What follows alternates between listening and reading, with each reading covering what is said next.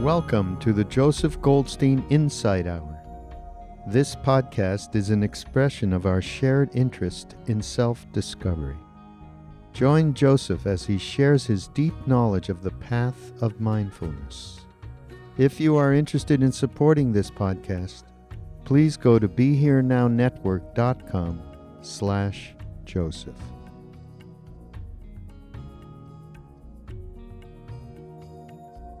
In the Satipatthana discourse, the Buddha outlines in just a few short pages many different practices. And in Burma, there are perhaps over 50 different ways of doing Vipassana based on these different practices in the sutta. What's interesting is that by practicing any one of them, it leads to all the rest. And any one of them will lead to deepening insight and to ultimate freedom. So tonight I'd like to speak about one of these practices that could be considered in some way the bedrock foundation of all the others. In this practice, the Buddha describes the building blocks of all our experience. And he does it in a way that is extremely down to earth, pragmatic, accessible, and verifiable by each one of us. We don't have to be fully enlightened in order to connect with these very basic teachings. All of the further elaborations of the Buddha's understanding and awakening have their basis in this particular teaching. And this is the understanding of the 6 sense spheres. These are the teachings on what it's possible for us to know and how we know it. The 6 sense spheres are the basis for the arising of everything we experience, for the rising of the entire world of our experience, and also for how this foundation unfolds in our lives. The Buddha declared this, he described it without any ambiguity at all. And he gave this one short discourse quite a comprehensive name. He called it the All. Bhikkhus, I will teach you the All. And what, bhikkhus, is the All? It is the eye in visible objects, the ear in sounds, the nose in sense, the tongue in tastes, the body in tangible sensations, the mind and mind objects. This, bhikkhus, is the All. Now, if someone would say, rejecting this all, I will proclaim some other all, someone may say this, but when questioned, no one would be able to make good their boast. What is the cause of that? Because, bhikkhus, it would be beyond their power to do so. So I love that. It's the all. You know, we think our lives are so complicated, but all that's ever happening are 6 things. All that's ever happening is a sight, a sound, a smell, a taste, a sensation, or some object of mind. Might be a thought or an emotion, a mental image. And it's amazing the stories we create of our lives and the complexity of how we think of ourselves, given that this is all that's really happening. So in many suttas, not only in the Satipatthana Sutta, but in many of the discourses, the Buddha repeats this teaching in one way or another, these teaching on the sense spheres. The eye in visible objects, the ear in sound, the nose in scent, the tongue in taste, the body in tangible sensations, the mind in mind objects. Each with their respective consciousness.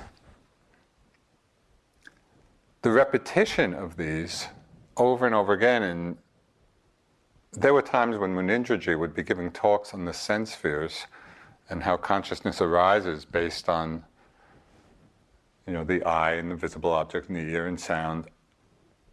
It just felt so dry and repetitious, because he would go through each sense door in detail.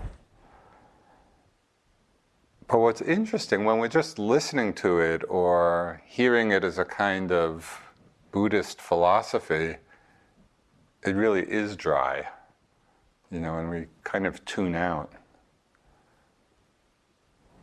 But what's interesting is that when we turn our attention to our direct experience of these sense spheres, we find that these very ordinary aspects of our daily experience contain subtle and profound truths that lead to awakening. We can see how suffering is created, we can see how we can be free by attending to the eye and visible objects, the ear and sound, the nose and... I'm going to repeat them so that you get thoroughly bored and drive you to look directly at them.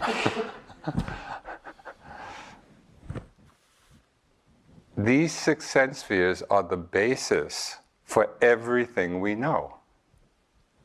Don't you find that extraordinary? I mean, that everything we know comes down to these 6 things. It's the basis for the entire world of our experience.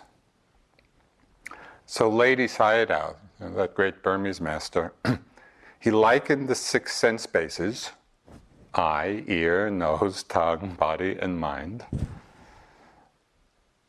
to 6 train stations from which the train of our lives travel to different destinations.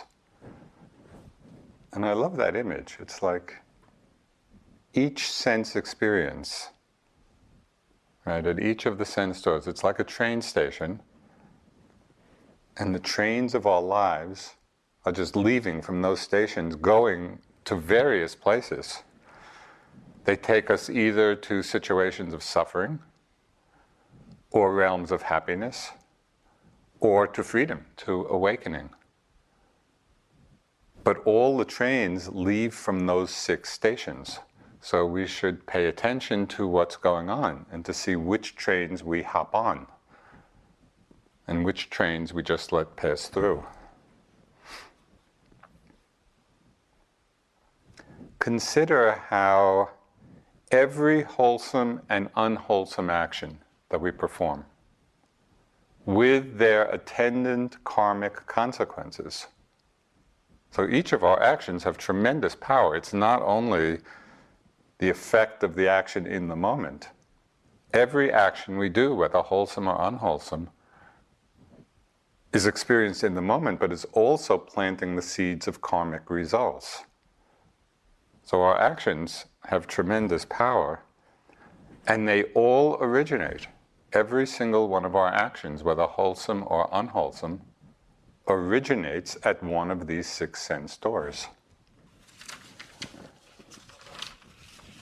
So as we think of this and reflect on it, it's important to remember to understand that the mind is considered simply the 6th sense. And it has its own various objects, like thoughts or emotions or images, memories. So the first part of the Buddha's instructions in the Satipatthana Sutta with regard to these 6 sense spheres is very simple. This is what he says. One knows the eye in visible forms. One knows the ear and sounds, the tongue and taste, nose and sense, body and sensations, mind and mind objects. So one knows what's happening at each of these sense doors. But there's an important difference between how we ordinarily know these things, our commonplace understanding, and what the Buddha is pointing to. In our usual mode of knowing the world, we habitually reference all of these different sense experiences back to a sense of self. To someone behind them all to whom they're happening. So I'm seeing, I'm hearing, I'm thinking, I'm angry, I'm happy, I'm sad. Generally, we're referencing all experience back to this idea, this concept of a self.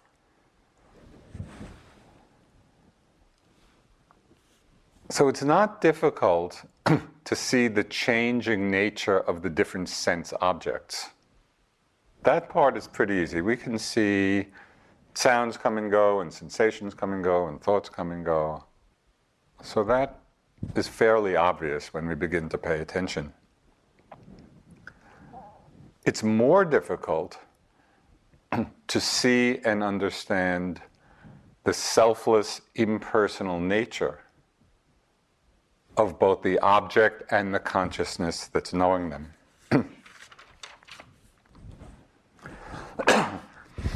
Over the years, in my practice, I've done different experiments. I'm just trying to explore the direct experience of these sense spheres and to begin to understand on deeper levels their selfless, impersonal nature. So at one point I became quite interested in exploring the phenomenon of taste, the sense of taste. And I began by just paying attention to the tongue. That's the sense base, right, of taste. I don't know how much attention you've paid to your tongues, but it's a very strange organ. There's this kind of big muscle thing in the mouth. It moves around the mouth, turning food over and seeking out different textures and different tastes. And first becoming mindful just of the tongue, just watching what it was doing. It was so interesting. It's this strange thing. It really seemed to have a mind of its own. It was just kind of doing its thing. But of course, with a little more attention, began to see that actually behind every movement of the tongue was an intention. And we really can begin to see that. It's not moving by itself. It's moving because there's an intention in the mind behind it. So just this is interesting to see, how this sense base, this sense organ of the tongue works, how it's conditioned in its activity by intention. But then I took the investigation a step further.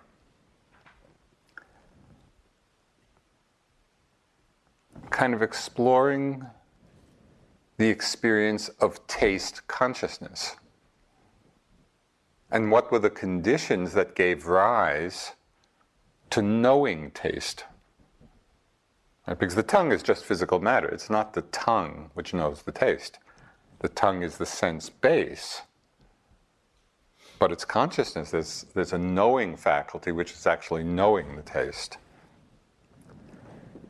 So the Buddha described, both with taste consciousness and all the other senses, what are the conditions necessary for taste consciousness to arise? And it's pretty simple, and when we hear it, it seems somewhat obvious. For there to be taste consciousness, we need the working organ of the tongue. We need to have food in contact with it. There needs to be saliva, some moisture, and there needs to be attention. If these four conditions are there, taste consciousness will arise. Take any one of these causes away, take any one of these conditions away, and there's no longer any knowing of taste.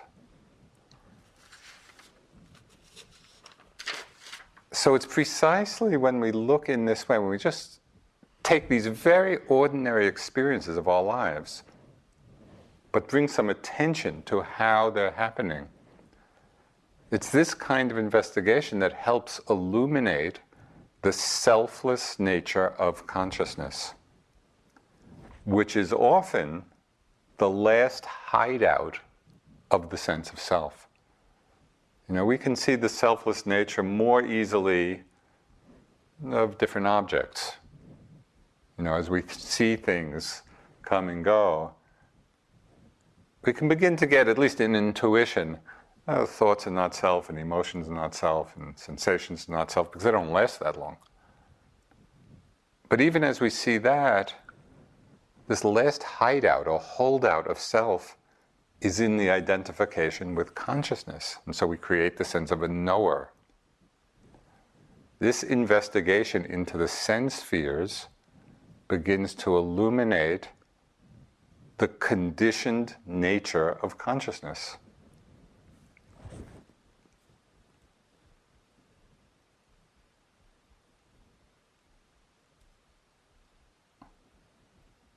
We can explore all of the sense spheres in this way. I was doing it with the tongue and taste because it seemed juicy. It was really interesting. It's not something I had paid much attention to. We can do the same thing with the eye, the visible objects, and the consciousness which is dependent, the ear and sound, the nose and scent.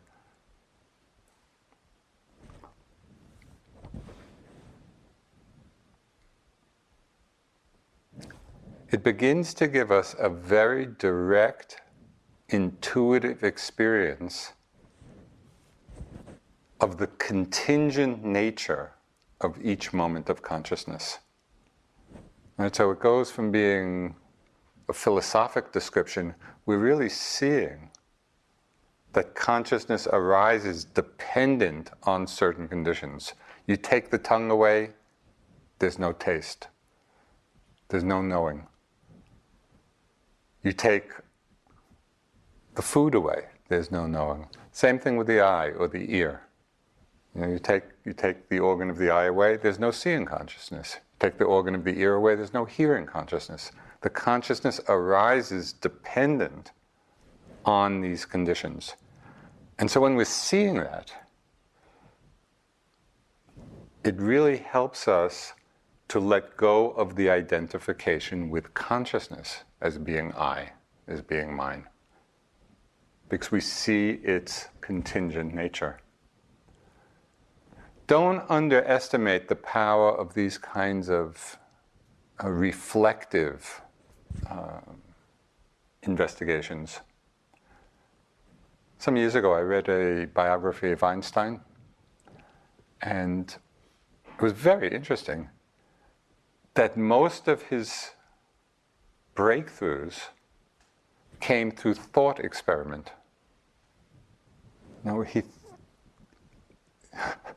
He created thought experiments in the mind and then came to breakthrough insights.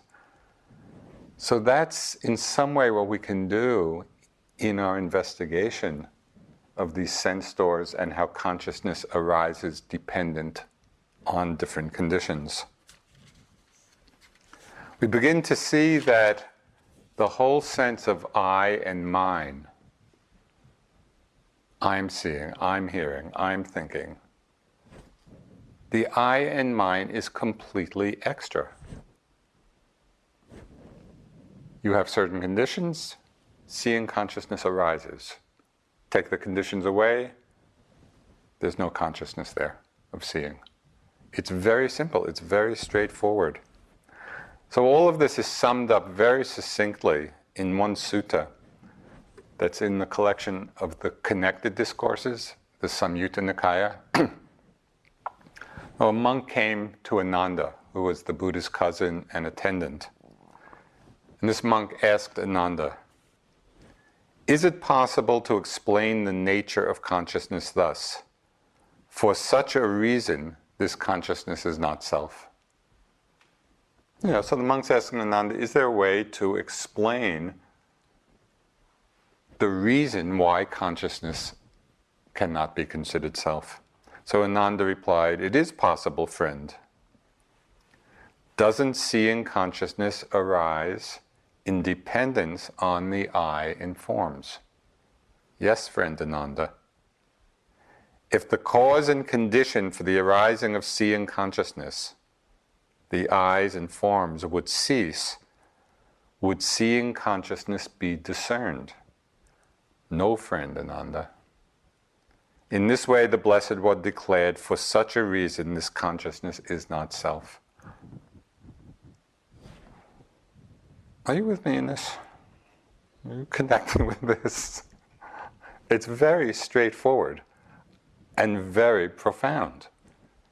It's really pointing us directly to the experience of how consciousness arises at each of these sense doors, which is just the ordinary experiences of our lives.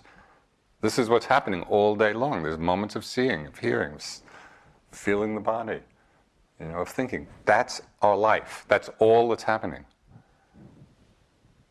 And the Buddha is pointing out here that the very place that we most take to be self just arises dependent on conditions.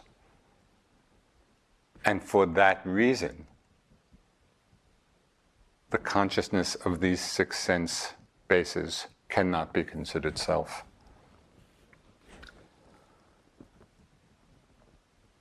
So take time in your practice just to investigate, in your own way, different ones of these sense bases, and really see, do your own exploration, your own experimenting, really asking the question, what's necessary for seeing consciousness to arise?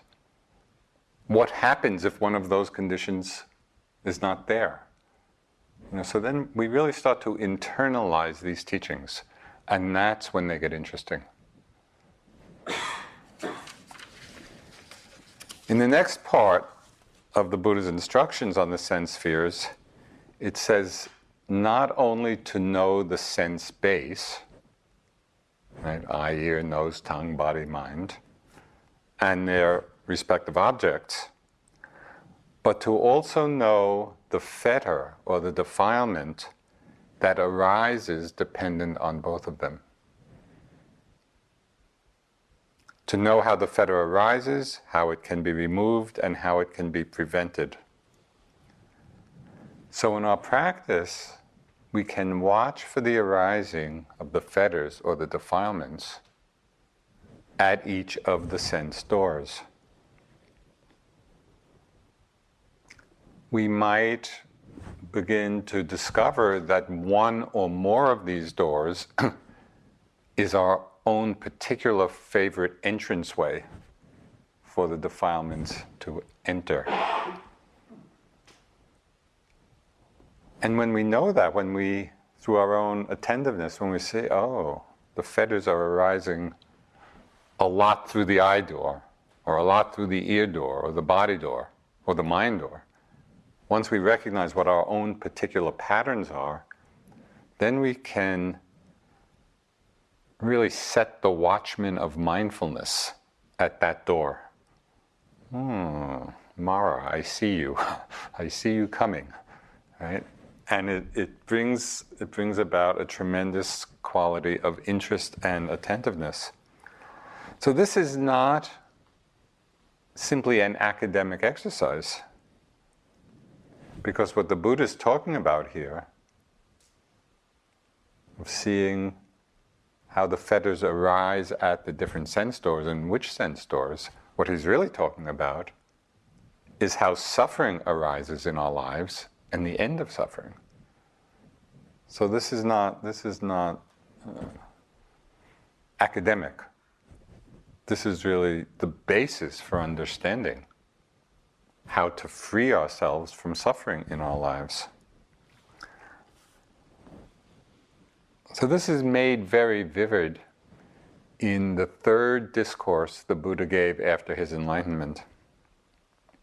He was talking to a group of monks who recently had become monks, and previously they had been fire-worshipping ascetics. So this is 2,600 years ago in India. So he drew on their own background for the metaphor of this discourse. And it's quite a famous discourse. It's called the Fire Sermon. But remember, he particularly used this metaphor because of the background of the people he was addressing. So just imagine, they had all been worshipping fire, and the Buddha addresses them, monks, all is burning. And what, monks, is the all that is burning?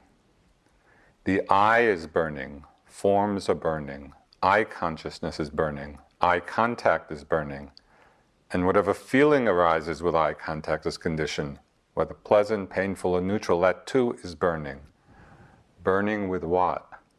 Burning with the fire of lust, with the fire of hatred, with the fire of delusion. Burning with birth, aging, and death, with sorrow, lamentation, pain, dejection, and despair. And then he goes on, the ear is burning, the nose is burning. He goes through all of the 6 sense spheres. Seeing thus, monks, the instructed noble disciple becomes disenchanted with the eye, with forms, with eye consciousness, with eye contact, with whatever feeling arises with eye contact. Becomes disenchanted with the ear, with the mind. Becoming disenchanted, one becomes dispassionate. And through dispassion, one's mind is liberated.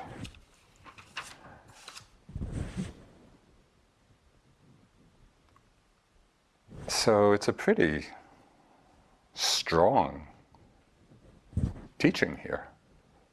The Buddha's going through every aspect of our ordinary experience, the 6 sense spheres, just what constitutes our lives. And he's saying the eye is burning, the ear is burning, the nose is burning with what? Burning with the defilements, burning with desire or lust, with hatred, with delusion.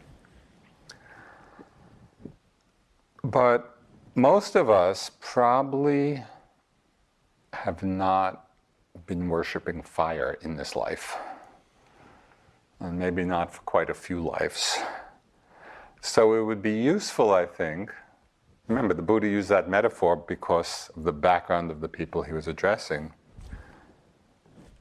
I think it would be useful for us to investigate how we experience the defilements as they arise at the different sense doors.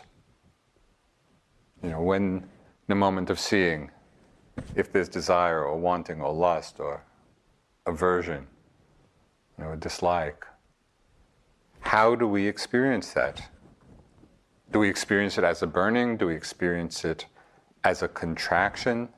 Do we experience it as a feeling of stress, or unease? In the moment of these fetters arising at the sense doors, do we stop to consider or intuit the karmic consequence of those defilements? Right, so we want to make these teachings our own and really see how it is that we experience the different defilements that arise at the eye, at the ear, at the nose, at the tongue, at the body, in the mind. So we get a very direct experience of the suffering that's involved when these fetters or defilements are present. If we can recognize not only what the fetter is, not only what the defilement is, whether it's desire or aversion, but also how we experience it energetically. So we're really feeling into that experience. The wanting or the aversion or the dullness. If we can recognize the felt sense, the felt experience of these defilements at each of the sense doors, it helps us to let go of them more quickly. Right? Because the impact of them becomes very tangible.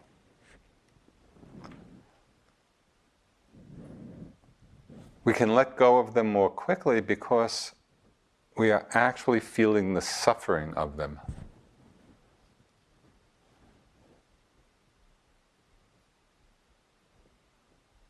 It's so interesting how the fetters or the defilements deceive us.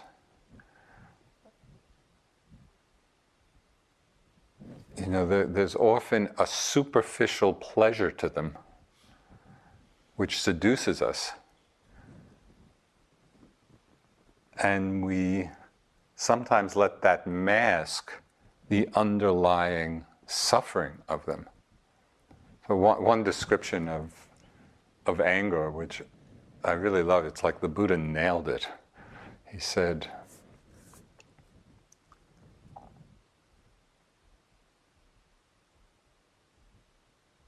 anger with its poisoned source, its poisoned root, and honeyed tip, murderously sweet. You ever have that feeling when you're angry? You know, there's just something that's murderously sweet about it, but we miss or often overlook the poison source, the real suffering of that ill will. You know, because it's really a form of hatred. When we can open to the felt sense of the defilements at each of these sense doors, you know, whether they're arising at the eye or the ear or the nose or the tongue or the body or the mind, when we connect with the felt experience of these defilements, then it's much easier to let them go. It's like holding on to a hot coal. When we feel the burning, we don't need much prompting to drop it. You know, we drop it automatically because we feel the suffering of it. So we can bring these instructions of the Buddha into our own experience at the different sense doors. So just as a few examples, suppose you're sitting, just very simply, and you're feeling the breath. You're feeling the sensations of the air passing the nostrils, or you're feeling the sensations of movement in the chest or the abdomen.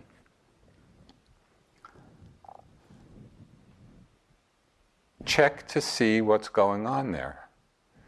Is there ever any experience of wanting or expectation? You know, we're just feeling the breath, but what are we adding to it? Is there some kind of defilement that's coming in at that particular sense door? Sometimes these kilesas or defilements are very obvious, but sometimes they're very subtle. You know, we think we're just going along and being mindful, but really there's some kilesa or defilement in the mind. There might be a slight holding on to the breath, or a slight fixation on the breath, or trying to push things along a little bit. It's what I call the in order to mind. When we're with something in order for something else to happen. You know, with the breath in order to get more peaceful, or in order to get more calm, or whatever our expectation is. And so that's just a leaning into our experience with wanting, with desire. It's a very apt Taoist phrase which says, don't push the river. The breath is flowing along fine all by itself. It doesn't need any help from us. We can just sit back, relax, let the breathing process do its own thing. Can we be with it without any interfering, without wanting, without expectation? And it's the same thing that can happen with unpleasant experiences. The defilements can sneak in such often invisible ways. Something I've mentioned at different times in talks. It was a powerful interview with Sayadaw U Pandita when I was practicing in Burma. And it highlighted and opened up a whole understanding of what my mind was doing, unbeknownst to me. So I'd been there for some time. I'd been there for several months, and everything was flowing along pretty well. The body was quite open and just a flow of energy throughout the body. But there was one kind of knot in my neck, and so I'm just feeling this flow of energy, and it feels really nice and pleasant, and then there's... So I go in to describe this to Sayadaw, and I say the body's really open, but there's this block, this energy block. And I thought I was just describing it objectively. There's an energy flow that's open, and then there's a block. He totally got on my case for calling it a block, because just in that word contains desire and aversion. Block. Need to open it. Don't like it. Watch it in order for it to go away. So here's something that I thought I was just being mindful of in a totally objective way.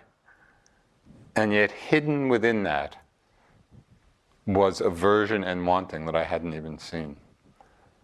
So it's really useful to keep checking the attitude in the mind with respect to what's arising at any of the sense doors.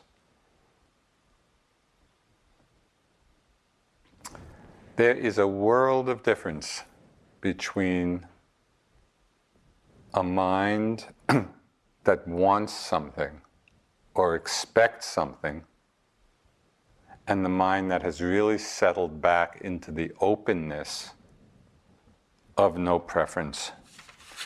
And this is expressed beautifully in the teachings of the third Zen ancestor. The very famous verses that starts with, "The great way is not difficult for those who have no preferences. When attachment and aversion are both gone, everything is clear and undisguised.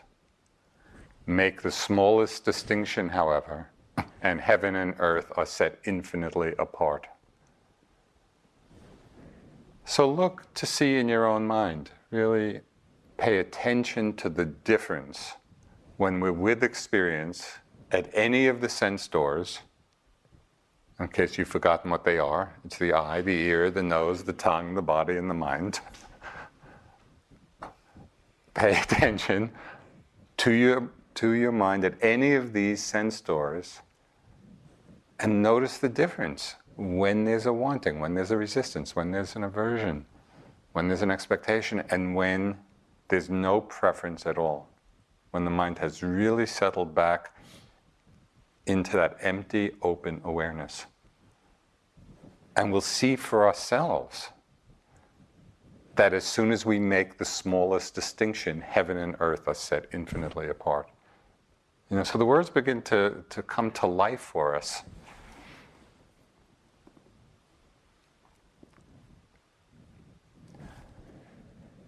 This is not to imply that we stop making choices in our lives. We do. We need to be in the world and we make choices. But rather, we have the experience at different times in our practice of what it's like when the mind has settled back into this openness, a mind not conditioned by wanting. So we get a taste, we get maybe the glimpse of the third noble truth, of the end of suffering. Even if it's just for a few moments at a time. We can actually feel what that's like.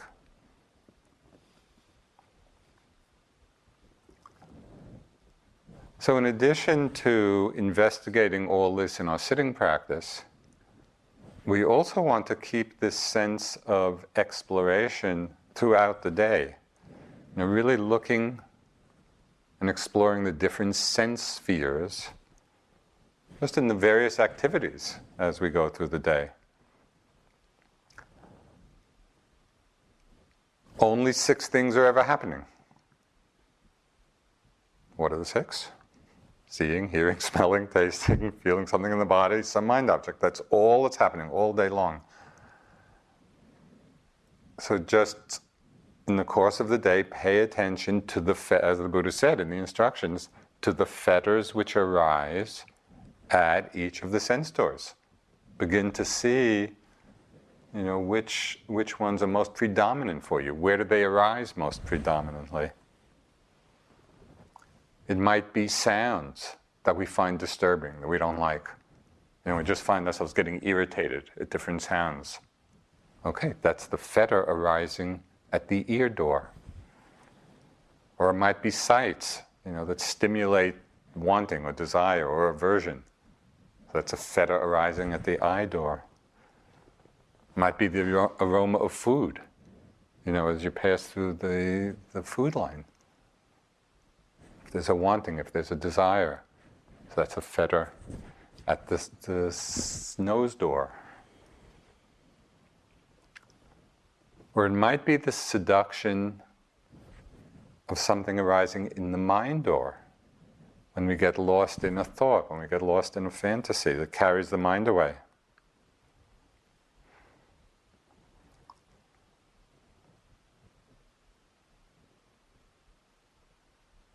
Ones that are particularly seductive in the mind door, which we miss a lot, are the great seduction of Dharma thoughts. Have you had any Dharma thought fantasies? Where we just have some interesting insight or thought, and then 15 minutes later we're still kind of exploring it all. And it's not a mindful reflection, which would be fine. It's we're lost in it, and creating all kinds of Dharma talks and what we're going to tell our friends when we leave the retreat. But it's so seductive because it's about the Dharma, and so we're not really seeing the fact that we're simply lost. There are a few short teachings in which the Buddha highlights the problem and also offers the solution.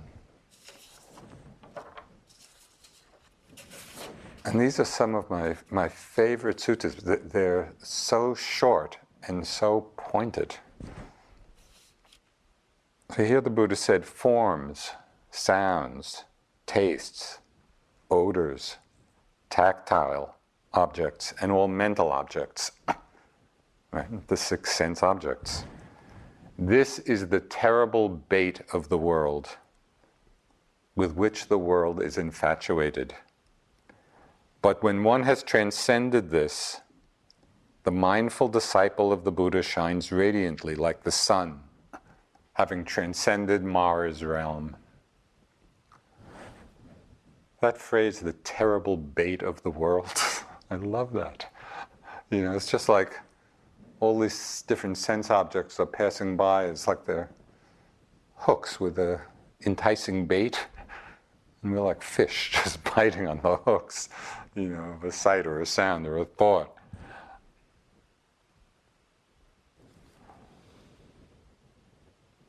This is the terrible bait of the world with which the world is infatuated, in which we are infatuated.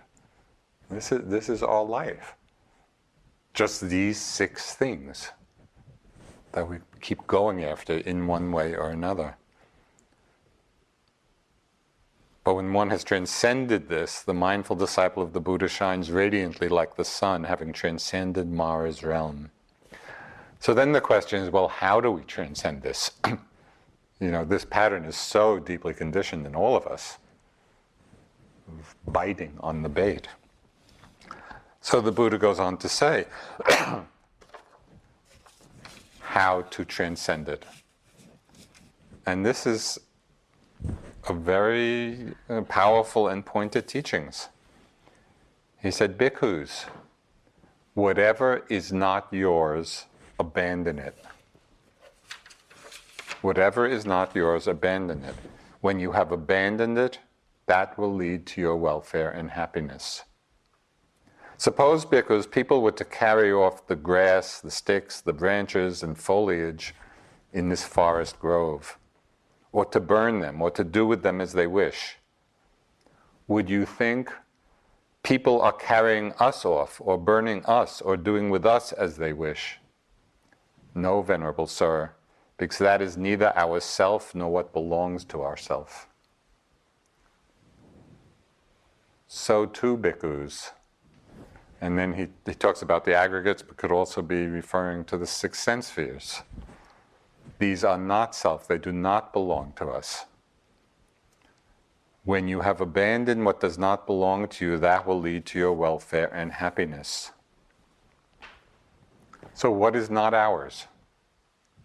What is abandoning or putting down what is not ours? What is not ours is everything. Nothing belongs to us, nothing is self, nothing is I or mine. If we put down what does not belong to us, it is for our welfare, our happiness. So on my recent retreat at home, I was sitting for almost 3 months, and I remembered this teaching: abandon that which doesn't belong to you. And I was intrigued by it. Well, how can I put that into practice? How do we abandon what doesn't belong to us? And I remembered another verse from the Dhammapada, which pointed in a certain direction, where it says, let go of the past, which seems obvious enough. Don't get lost in thoughts of the past. Let go of the future. That seems obvious enough. Then it says, let go of the present and cross over to the further shore. So that letting go of the present, that was very intriguing. Because so often, they live in the present and be in the present. And here's the Buddha saying, let go of the present.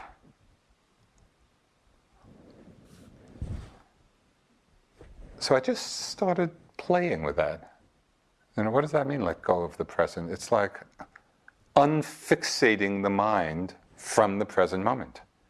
Instead of having all our attention glomming on to the present, it's the opposite move. With whatever the present moment is, any of the six sense objects, a sound or a sight or a thought, a sensation, let go of the present. So it's this move. It's the dropping back from fixation on the present moment experience. That dropping back, and the image that came to mind, I've never done this. I've just seen pictures of scuba divers. And when they go into the water, they drop off backwards. They let go of the side of the boat and then just fall backwards into the water. And that was the sense of what letting go of the present means. You just let go backwards into the open emptiness of mind. So as I was doing this, as I was just playing and experimenting and exploring what's this like at each of the sense doors, and then dropping back into that place of non-fixation, just openness, open emptiness, that's knowing everything but is not reaching for anything. So the mind just settled back into that open emptiness, and the couple of words came to mind to describe it, just quite spontaneously. Started calling it channel zero. This is channel zero. It's not channel wanting, it's not channel aversion, it's not channel anything. It's channel zero. And it really described this experience of the empty, open nature of awareness. That's free of wanting, free of clinging. It's that dropping back. And so during the day, I would just, that phrase would come to mind, channel zero, and it became like You know, on a computer, on the desktop, you have shortcuts to various programs. Channel 0 became a shortcut phrase. I'd just say channel 0, and the mind would drop back into that space. However, would be on channel 0, and then I began to notice that it didn't take very long before my mind started picking up things that didn't belong to me. Like a thought, a sensation, a reaction, a judgment, a plan, a memory, whatever it was, the mind would pick it up again. So then the phrase came to mind, don't shoplift. What's shoplifting? Picking up what doesn't belong to us. And so this became my little mantra, channel 0, don't shoplift. And it was just a reminder, you know, of this place in the mind, really this place of freedom. So abandon that which doesn't belong to you. Let go of the present. Drop into channel 0. Don't shoplift. And then, kind of returning to the Buddha's words from the Satipatthana Sutta, which I mentioned last week and also to many of you in interviews, the phrase, the teaching, which was so helpful, where he says, be mindful, there is a body, just to the extent necessary for clear knowing and continuous mindfulness. So just that phrase, using that phrase, walking about, sitting, just using that phrase, there is a body. It was amazing. That phrase comes to mind, and I found the mind dropping back to channel 0, because it was a way of unfixating from the present. You know, because so often in our practice we're over-efforting to be present, and that creates its own tension. All that's necessary is mindfulness to the extent necessary for clear knowing. Just mindfulness, there is a body. That's all. We drop back into that space of awareness.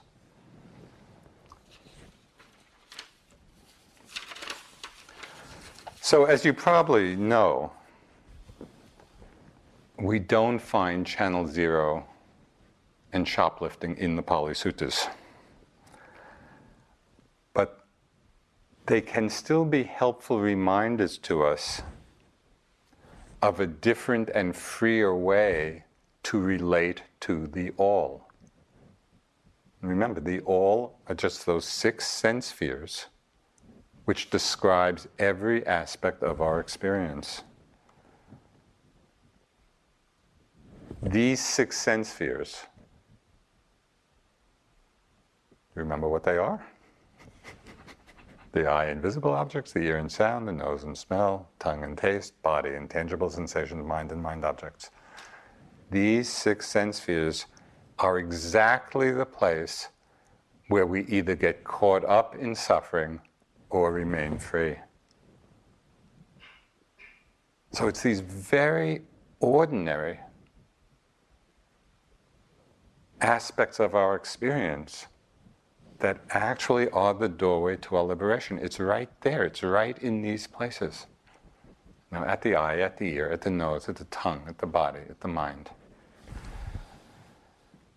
And this is why the Buddha gave such importance to understanding these 6 sense spheres, and why he just repeated it over and over again in so many of the discourses.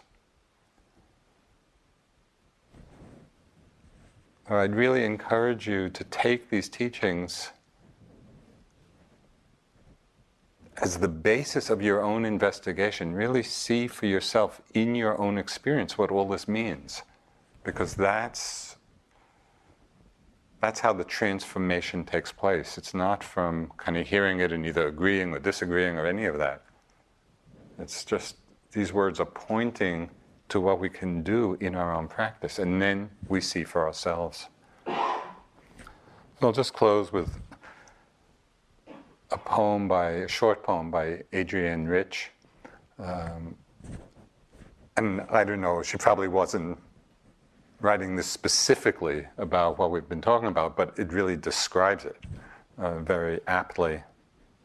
She wrote, if the mind were clear, and if the mind were simple, you could take this mind, this particular state, and say, this is how I would live if I could choose. This is what is possible. I love that. If the mind were clear and if the mind were simple, this is what I would choose. This is what is possible. This is really what our practice is about.